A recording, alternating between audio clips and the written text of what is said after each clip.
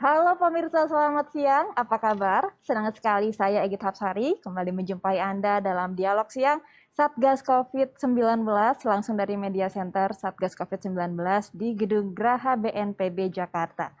Pemirsa, pada bulan Juni 2020 lalu, Ketua Satgas Penanganan COVID-19 Doni Monardo sempat menghimbau seluruh pemerintah daerah di Indonesia untuk terus mensosialisasikan pesan-pesan penanganan COVID-19 ini dengan pendekatan berbasis kearifan lokal dan juga komunitas, tentunya agar pesan-pesan dapat dicerna dan juga dirasakan manfaatnya oleh seluruh masyarakat di Indonesia.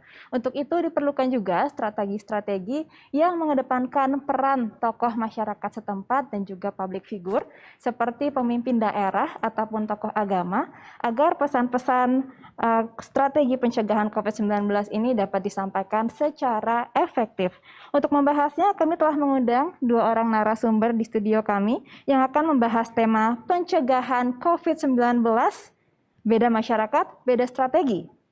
Dan dua orang narasumber spesial kita hari ini, yang pertama adalah Dr. Turo Wongkaren, yang merupakan tim pakar Satgas Penanganan COVID-19.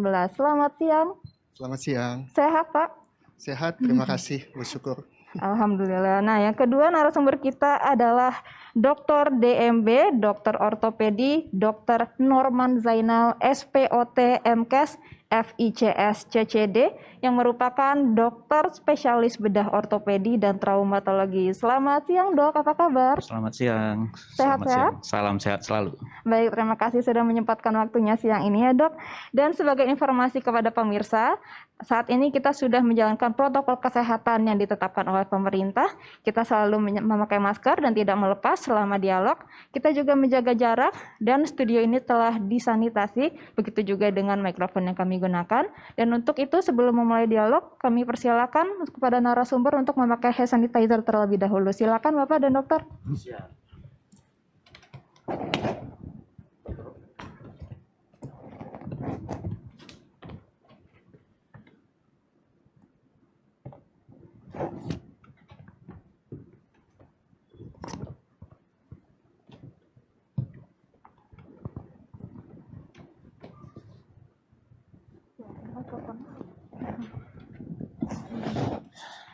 Baik, kemudian kita mulai berdialog. Saat ini kita sudah kedatangan dua narasumber, namun kita akan terlebih dahulu ke Bapak Turo ya, sebagai bagian dari tim Satgas Penanganan COVID-19. Pak Turo, beberapa waktu lalu kan sempat ada rilis data dari BPS yang menunjukkan bahwa ternyata sebagian kecil dari masyarakat kita ini masih ada yang tidak percaya dengan COVID-19. Padahal penyakit ini kan fakta dan juga nyata adanya, dan korbannya pun sudah banyak sekali, baik itu di Indonesia ataupun di belahan dunia lain. Bagaimana dari tim Satgas sendiri menyikapinya? Ya, pertama kita mesti mengerti bahwa masyarakat Indonesia itu beragam ya. Jadi bagaimana mereka menerima informasi, bagaimana mereka mengerti sesuatu, itu nggak sama semuanya. Ada beberapa yang memang karena mendapatkan informasi yang salah, tetapi ada juga yang mereka mengatakan, oh itu bukan untuk saya, gitu ya. Itu hanya menyerang orang-orang yang entah itu kaya atau orang-orang tertentu, kelompok tertentu. Nah, ini adalah tugas kita semua untuk memberikan penyadaran kepada mereka bahwa COVID itu nggak pandang bulu. Siapapun juga akan terkena kalau memang mereka melakukan perilaku yang tidak mengikuti prosedur di dalam masa pandemi ini. Nah, jadi kita memang harus lihat itu mereka siapa aja dan bagaimana mereka sampai kepada ide bahwa itu mereka nggak bisa terkena COVID. Itu yang memang kita perlu lihat. Secara umum, kalau kita lihat data, itu kebanyakan memang anak muda, gitu ya. Anak muda, kemudian juga banyak yang laki-laki, gitu. Yang mereka menganggap mungkin, saya kan masih muda, saya nggak akan terkena gitu. Nah ini berarti kita mesti membuat strategi-strategi yang menyasar dengan baik. Itu Mbak. Nah, baik, kalau dari Dokter Norman sendiri sebagai tenaga kesehatan, bagaimana menyikapi perspektif semacam ini? Tentunya mungkin sedih ya sebagai tenaga kesehatan yang merupakan garda terdepan untuk mencegah penularan ini. Iya, memang masyarakat kita masih perlu diberikan masukan yang lebih lebih bisa nyampai ke level pendidikan mereka. Kenapa? Karakteristik dari penyebab penyakit COVID ini adalah virus yang tidak terlihat ya. Pertama tidak terlihat, kemudian dia tidak berbau, kemudian dia tidak bersuara, sama sekali tidak terdetek dengan indera kita. Jadi beda dengan misalnya virus demam berdarah, itu menular lewat nyamuk, digigit nyamuk kita berasa. Kalau ini tidak, jadi dia dari manusia ke manusia menular dan virus itu tidak terlihat. Jadi mungkin pada kesempatan ini juga saya sedikit berikan informasi, virus itu ukurannya kecil sekali. Jadi ini kan ada meter, ukuran standar meter, kemudian kalau dibagi 1000 jadi milimeter, dibagi lagi 1000 jadi mikrometer, dibagi lagi 1000 lagi jadi nanometer. Nah ukuran dari virus itu ukurannya di tingkat nano. Jadi kalau virus SARS-CoV-2 ini ukurannya cuma 125 nanometer. Jadi nano itu 1/1 miliar meter.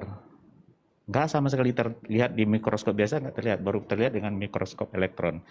Jadi perlu disadarkan masyarakat bahwa ini musuh kita itu sama sekali tidak terasa, tidak terlihat, tidak terdengar, tidak tercium, tidak terdetek dengan indera kita. Sedemikian kecilnya sehingga kita bisa bilangin ya ini jenisnya jenis yang nggak terlihat itu apa? Kalau di tengah masyarakat ya seperti hantu, jin. Seperti itu seremnya ini bisa masuk ke dalam badan kita tanpa kita ketahui gitu. Dan cilokonya lagi penularannya lewat manusia. Jadi nggak perlu host lain gitu. Disitulah tingkat beratnya ini. Penyakit ini. Makanya bikinnya sedunia orang pusing bagaimana ini. Tidak terdeteksi dengan cara apapun. Tidak bisa pakai teknologi canggih apapun mendeteksinya. Nggak bisa. Baru terlihat setelah gejalanya ada. Seperti itu. Ya, baik, nah, Dok, jadi memang menyedihkan dan perlu upaya keras untuk memberikan pengertian terhadap masyarakat ini. Baik dok, memang virus COVID-19 ini berbeda ya dengan penyakit yang lain. Jika flu babi ataupun flu burung penularannya melalui hewan ke manusia, ini antar manusia transmisinya. Nah oleh karena itu perilaku perubahan ini merupakan ujung tombak untuk kita mengentaskan penyebaran virus ini, begitu ya Pak? Namun ini kan dari seluruh wilayah yang ada di Indonesia ini kan tentunya karakteristiknya berbeda-beda. Satu wilayah dengan wilayah lainnya. Pendekatan seperti apa sih Pak yang cocok? Jadi pendekatan yang paling cocok dan harus kita lakukan adalah pendekatan yang nomor satu, mengerti dulu masyarakat di wilayah tertentu itu seperti apa gitu ya. Yang kedua, kita karena di Indonesia itu salah satu yang memang seperti Mbak tadi katakan, yang penting adalah role model. Role model itu bisa tokoh agama, bisa tokoh masyarakat, bisa selebritas gitu. Nah, pentingnya role model ini adalah supaya masyarakat melihat adanya satu kesatuan, oh jadi yang benar itu seperti ini toh. Kalau sampai masyarakat melihat pemimpin, katakanlah pejabat dari Pemdanya, kalau rapat gitu nggak pakai masker, mereka akan berpikir kayaknya nggak terlalu perlu, karena lihat aja itu. Bapak pejabat atau ibu pejabat kalau ngomong deket-deketan itu nggak pakai masker. Nah ini kan bahaya nih kalau begini. Atau misalnya mereka memakai masker tetapi adanya di dagu gitu. Itu kan juga berbahaya. Jadi pendekatan yang perlu kita lakukan adalah nomor satu, melihat di masing-masing wilayah dan masing-masing komunitas gitu ya. Karena komunitas macam-macam, ada komunitas adat, jadi komunitas yang budayanya sama, ada suku Jawa, Sunda dan lain-lain. Kemudian ada komunitas misalnya komunitas pekerjaan, kumpulan dokter-dokter gitu, kemudian kumpulan ekonom atau yang lainnya. Ada lagi komunitas yang berdasarkan hobi gitu. Nah, ini masing-masing mempunyai karakteristik sendiri dan mempunyai leader atau orang-orang yang dianggap penting yang mungkin bisa mempengaruhi gitu. Kalau kita mengenal istilah influencer gitu ya, tapi itu kan seakan-akan istilah baru, padahal dari dulu udah ada gitu. Influencer itu dalam bentuk berbeda. Dalam bentuk berbeda gitu, enggak ada di YouTube atau di mana, tetapi di dalam bentuk pemimpin-pemimpin mereka. Dan ini nggak selalu formal, itu yang harus kita ingat. Jadi yang diikuti oleh mereka di satu tempat belum tentu lurahnya atau camatnya atau bupatinya, bisa jadi adalah kiainya atau mungkin pemimpin gereja atau pemimpin adat, atau bisa jadi malah di beberapa tempat kita tahu ada beberapa pengusaha yang sangat berpengaruh misalnya. Begitu pengusaha ini ngomong, semua orang dengerin. Nah, ini yang perlu kita pertama kali lakukan adalah mengidentifikasi dulu di masyarakat tertentu itu siapa yang influencernya ini, dan kemudian kita ngomong ke influencernya untuk menyatukan cara berpikir, cara pandang, dan juga cara menanggulangi COVID ini bersama. Oke. Nah, kalau kita ngomong soal influencer nih Pak, dari data, jika kita berbicara data, tingkat usia dan juga tingkat kepatuhan itu kan ternyata berjalan seiringan. Dan ternyata media yang dianggap cukup efektif untuk menyebarkan pesan untuk memutus penularan COVID ini melalui sosial media. Nah, sebagai anak muda yang aktif menggeluti sosial media begitu dengan masyarakat luas ini, tentunya kan banyak influencer, micro-influencer maupun influencer yang sudah mempunyai followers yang begitu banyak. Tapi ternyata kan mereka perilakunya berbeda-beda. Bahkan bisa dikatakan ada yang patuh dan juga ada yang mungkin abai terhadap protokol. Bagaimana sih Pak dari Satgas ini bisa merangkul semua influencer supaya memberikan contoh yang baik? Baik, terima kasih Mbak. Jadi selama ini memang sudah ada gugus tugas, sudah ada Satgas ya. Tapi baru belakangan secara khusus ada Satgas yang membidangi bidang perubahan perilaku. Dan kita berharap bahwa adanya Satgas yang membidangi perubahan perilaku ini akan mengikuti, ada dua contoh sebenarnya perubahan perilaku di Indonesia yang kita lihat yang baik. Nomor satu itu KB yang menurunkan jumlah anak yang dilahirkan. Yang kedua itu kereta api pada waktu mereka misalnya komuter gitu ya. Kan 10 tahun lalu kita masih lihat di kereta api orang di atas kereta gitu. Nah, sekarang kembali ke influencer, yang dibutuhkan oleh kita adalah memang satu kata di dalam melakukan ini semua. Satu kata itu dalam pengertian kita perlu tahu apa sih informasi yang benar. Jadi kemungkinan besar mereka belum tahu informasi yang benar. Yang kedua yang dilakukan oleh Satgas saat ini adalah strategi untuk nudging. Kalau bahasa Indonesia mungkin minta maaf, Noel gitu ya. Oi, ingat dong gitu ya. Terus yang nomor 3 itu adalah strategi memberikan insentif buat mereka. Nah, kita harapkan ada strategi keempat yang kita harapkan nggak terlalu banyak digunakan, yaitu yang punishment-nya itu. Nah, kita harapkan 4 strategi ini itu bisa bersama-sama kita gunakan untuk mengubah perilaku masyarakat, dan kita mulai kok ngumpulin influencer, ngumpulin kepala stasiun TV, ngumpulin supaya di masyarakat dan di lain-lain itu semua cara pandangnya sama. Role modelnya itu menggunakan cara berperilaku yang sama, gitu. Dan kita memilih orang-orang yang memang influencer sangat berpengaruh itu mengatakan, jadi selain mereka memberi informasi, tetapi juga mereka nudging, karena ini agak berbeda.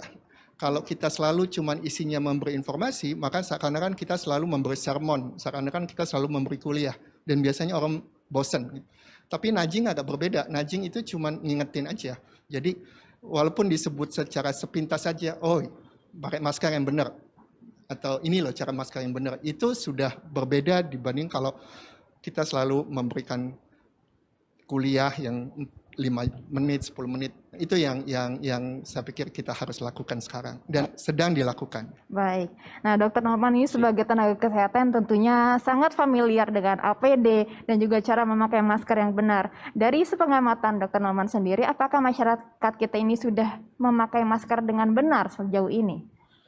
Terima kasih. Nah, ini menarik soal masker. Masker ini adalah alat mencegah penularan atau mencegah ditulari oleh COVID-19 ini yang secara teoritis, ilmiah, ataupun secara gampang diterima akal sehat adalah satu-satunya alat yang diyakini bisa mencegah penularan secara mekanik. Kenapa? Karena kalau saya ini COVID, droplet saya keluar melalui mulut ketika saya bicara terhalang oleh masker saya. Dan Mbak aman.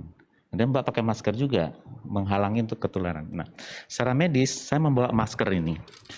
Di kamar operasi kita menggunakan masker medis ini N95 ini untuk mencegah, mohon izin, untuk mencegah penularan.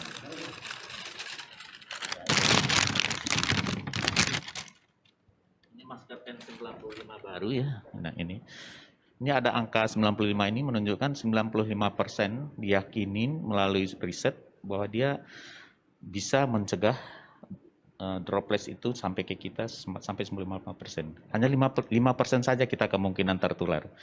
Dan saya di kamar operasi hanya mengandalkan masker ini untuk mencegah saya tertulari zaman COVID ini. Kenapa? Karena selama COVID ini saya juga harus melakukan operasi-operasi emergensi yang kita tidak tahu orangnya kena atau tidak. Karena pas awal-awal itu kita kan belum bagus testingnya.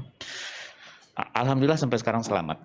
Jadi perlu banget pemerintah atau Satgas memasyarakatkan masker ini, kalau perlu memproduksi masif sehingga harganya murah. Nah, kualitas masker berikutnya adalah yang saya pakai sekarang nih, masker bedah. Masker medis. Masker medis. Nah, jadi selain ini kemudian kita pakai masker medis, kemudian yang lainnya ya masker kain biasa. Itulah yang harus kita sosialisasikan. Sampai saat ini rasanya sudah banyak media, sudah semuanya mensosialisasikan. Namun kok semua orang belum taat. Nah, saya melihat di situ ada satu sisi yang kurang kita terapkan selama ini, yakni keteladanan. Yang tadi Pak Turu sudah sampaikan. Jadi masyarakat kita ini masih paternalistik. Dia masih lihat tokoh yang tadi, influencernya atau tokoh panutannya. Jadi kita bisa bagi dua sebetulnya masyarakat kita ini, ada leaders, ada followers. Atau leaders bisa dianggap juga sebagai influencer di sini yang memberikan contoh, kemudian yang lain ngikut. Jadi kita perlu edukasi leaders juga Bapak Tur. Leadersnya perlu kita edukasi bagaimana dia memberi keteladanan yang baik.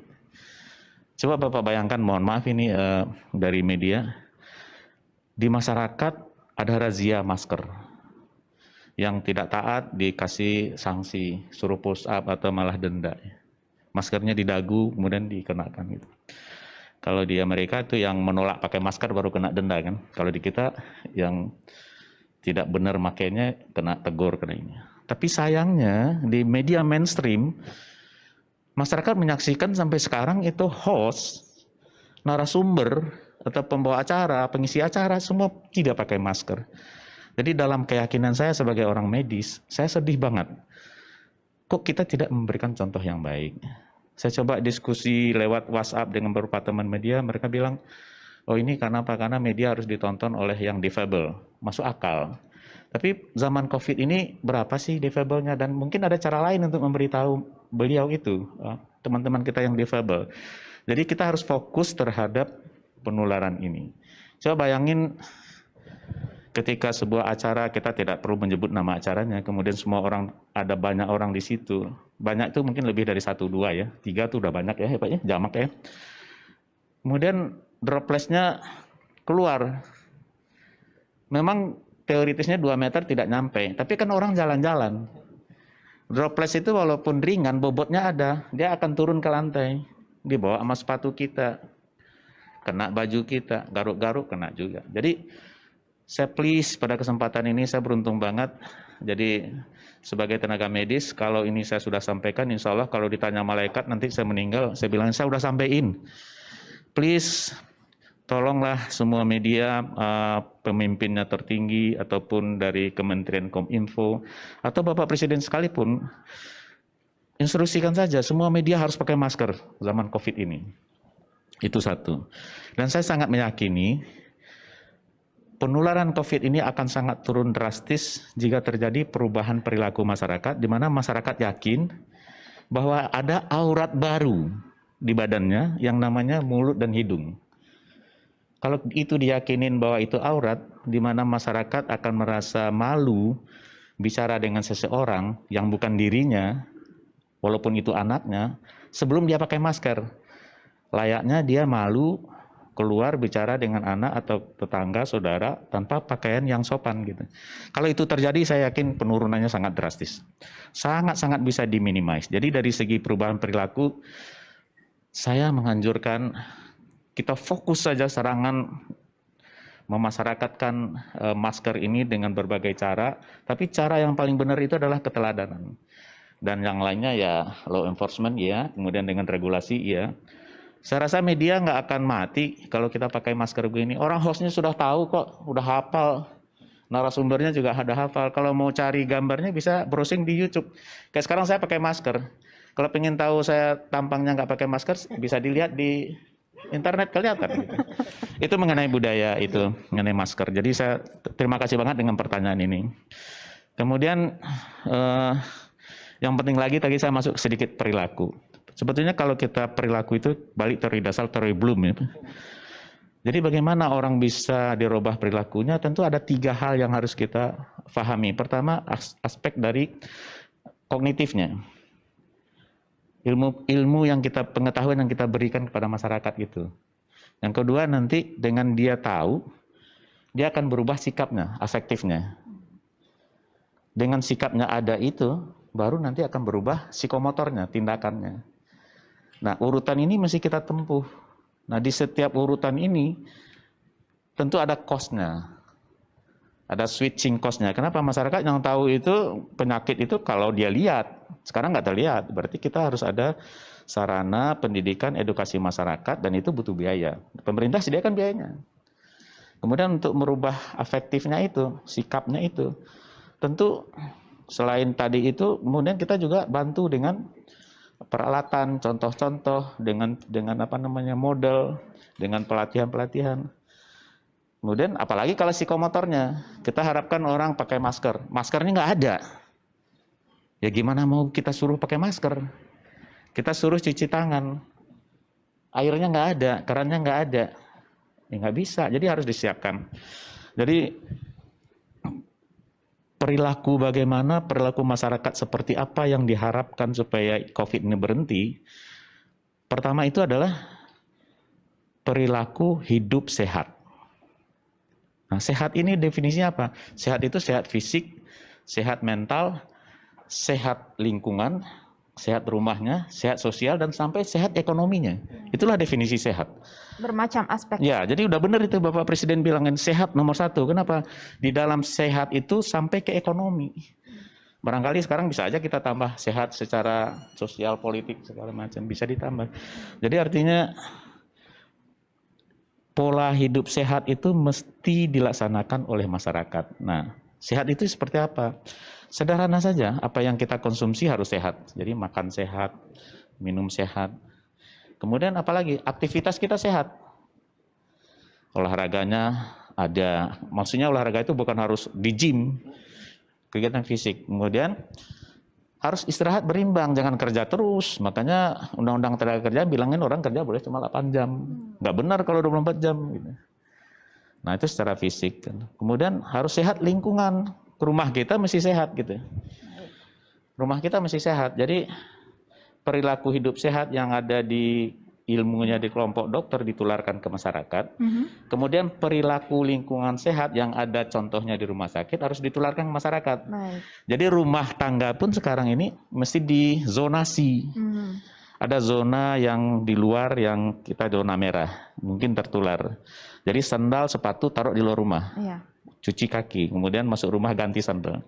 Kemudian ada zona gray area atau zona kuning, mana tamu bisa masuk. Kemudian Pembagian harusnya zona. kamar kita itu zona yang zona hijau. Baik. Kita sterilisasi dengan desinfektan. Mungkin itu dulu yang supaya bisa masyarakat terapkan langsung. Jadi Baik, ya. harus ada yang terhadap orangnya, harus ada terhadap rumahnya, terhadap lingkungannya, dan terhadap kehidupan sosialnya kelompoknya. Baik. Gitu Nah, Mbak Git. tadi kalau kita sudah bicara soal keteladanan, sebelumnya terima kasih sudah mengingatkan kembali pentingnya memakai masker dengan benar di lingkungan sekecil apapun ya Dok. Siap. Namun kita bicara soal keteladanan, semoga apa yang kita lakukan sesuai protokol di sini bisa dicontoh pemirsa dan juga rekan-rekan media yang lain ya, Pak Turo dan juga Dr. Norman. Mudah-mudahan insya Allah. Nah, baik. Mungkin perubahan perilaku ini harusnya berjalan paralel dengan perubahan stigma masyarakat terhadap pasien COVID-19 yang sudah sembuh. Bagaimana pendekatan yang baik supaya stigma negatif ini perlahan berkurang atau menghilang dari masyarakat, Pak? Jadi yang pertama kali kita perlu lakukan adalah memberitahu bahwa COVID itu bukan kutukan, gitu ya. Jadi orang yang kena COVID itu bukan karena dia mungkin dosanya besar atau segala macam, tetapi semua orang kalau kita tidak melakukan protokol yang baik, kesehatan yang baik, itu bisa kena COVID. Dan kalau orang kena COVID itu memang kita perlu melakukan pencegahan, jadi kita tidak dekat ke dia segala macam, memakai masker, menjaga jarak. Tetapi at the same time juga mereka adalah manusia yang tetap perlu support.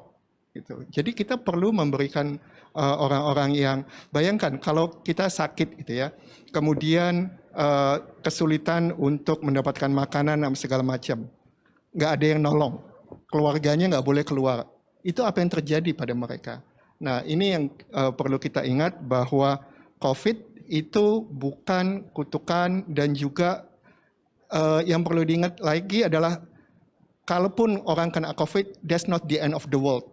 Itu yang perlu kita ingat. Jangan sampai saya nggak bilang bahwa itu nggak bahaya atau enggak, tapi kalau kena COVID itu not the end of the world. Karena kita sebagai orang beragama, kita masih tetap percaya bahwa itu semua ada di tangan Tuhan segala macam.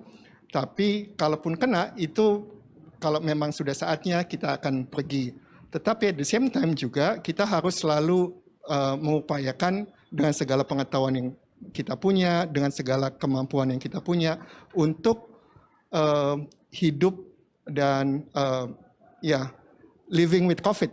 Living with COVID itu mereka yang memang sudah kena dan mereka yang tidak kena, bahwa COVID ini mungkin untuk beberapa waktu yang lama akan bersama kita. Gitu.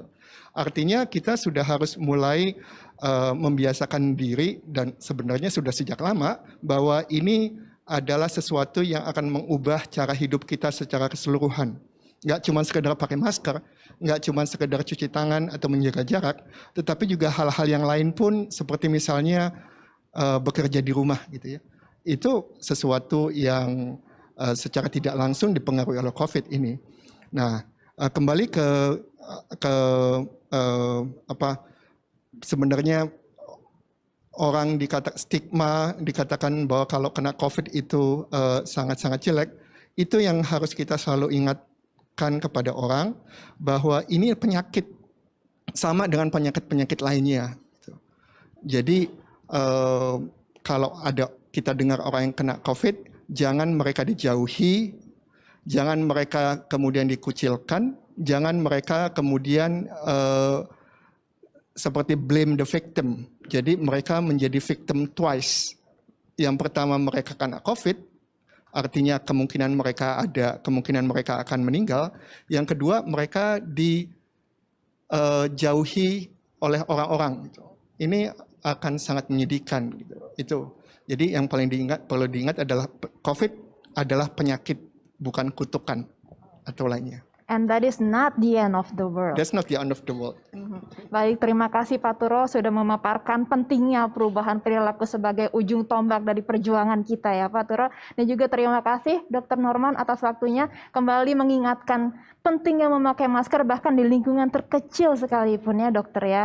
Baik, pemirsa, apa yang kita lakukan agar disiplin terhadap protokol kesehatan ini belum sebanding dengan beratnya tugas dokter dan juga tenaga kesehatan yang merawat pasien-pasien COVID-19 dengan berbagai resikonya, resiko terpapar, memakai hazmat dan juga memakai masker N95. Untuk itu mari kita selalu laksanakan protokol kesehatan 3M, yaitu selalu menggunakan masker, menjaga jarak dan juga menjauhi kerumunan, serta mencuci tangan menggunakan sabun dan air mengalir. Saya Egit Hapsari beserta dengan tim yang bertugas pamit undur diri. Sampai jumpa.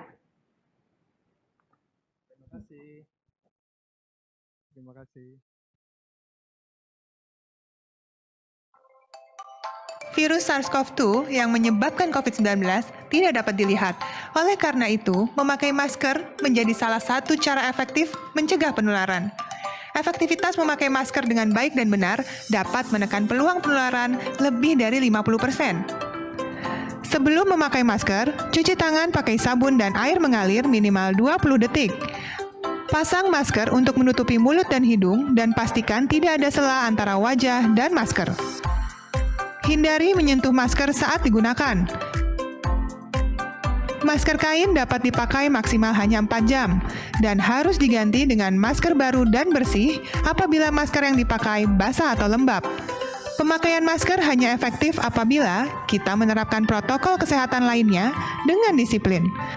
Mari berupaya agar pandemi dapat segera kita lalui. Kita pasti bisa. Salam sehat dari saya.